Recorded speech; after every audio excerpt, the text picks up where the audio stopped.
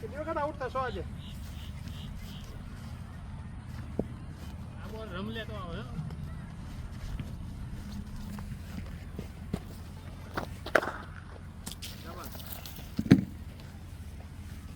નાખો એનો પ્રેશર એટલે એક્ઝીનો નાખવું કે બ્રાન્ડ ન્યુ ફર્સ્ટ ટાઈમ નવો લાયા એ જ છે.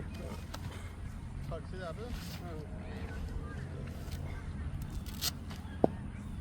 બ્રાન્ડ ન્યુ તું 10મા નંબરના બેટ્સમેનને કઈ રમાડે બ્રાન્ડ ન્યુ ના હવે તો બેટિંગ સુધર્યું ભાઈ. એ બોલો કે શું 10મા નંબર દેખાય જ કે બોલ વાઈડ હતો ને તો ચોખ્ખો જાય. હા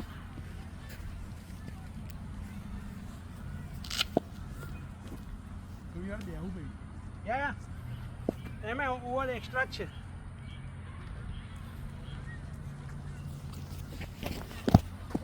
આ તારસ વિશ્વ સાવન આ જ પ્રોબ્લેમ છે આગળ નાખ ને હે હા ઉપર નાખ તું કકડા બહુ નાખો એટલે પકડા બહુ તારે મેચમાં યાદ થતું હતું ને ના હોય તો સેજ હાથ પગ ફેરવી લે હાથ પગ ફેરવી લે ઉપર નાખીશ ને તો બોલ તારે પરવન એના પગમાં મારવાનો ટાર્ગેટ રાખ તો આગળ પડશે તારું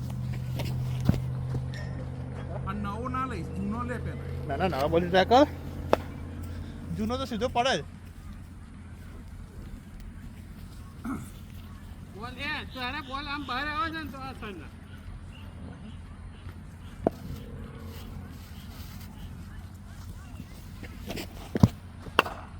હા જો આવા બોલ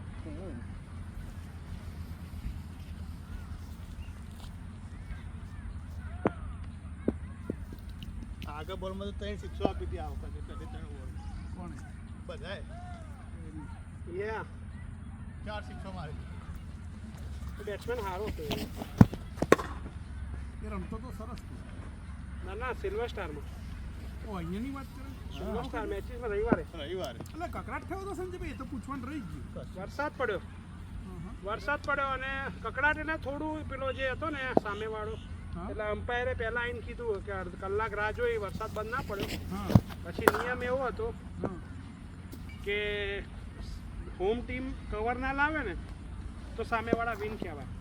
આપણને પછી પેલો એમનો કેપ્ટન આવ્યો થોડી 5 મિનિટ રહીને એટલે અમ્પાયરે એવું કીધું ખોટું બોલ્યો કે ભાઈ આ લોકો કમ્પ્લેન કરે છે કે સામેવાળા ટીમવાળા કેમ કવર નથી લાવ્યા. તો પેલો જે કેપ્ટન હતો કે I will talk to there captain તો એ તુષાર સાથે વાત કરવા લાગ્યો.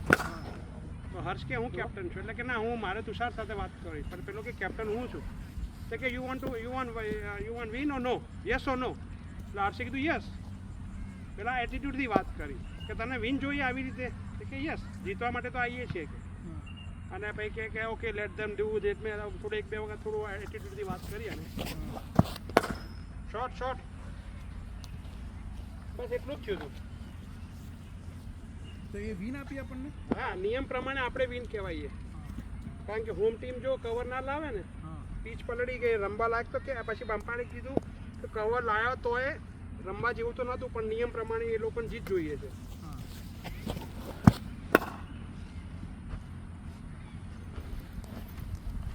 રેડી હા જોઈ રહ્યો બોલિંગ નાખીને તરત ગયા.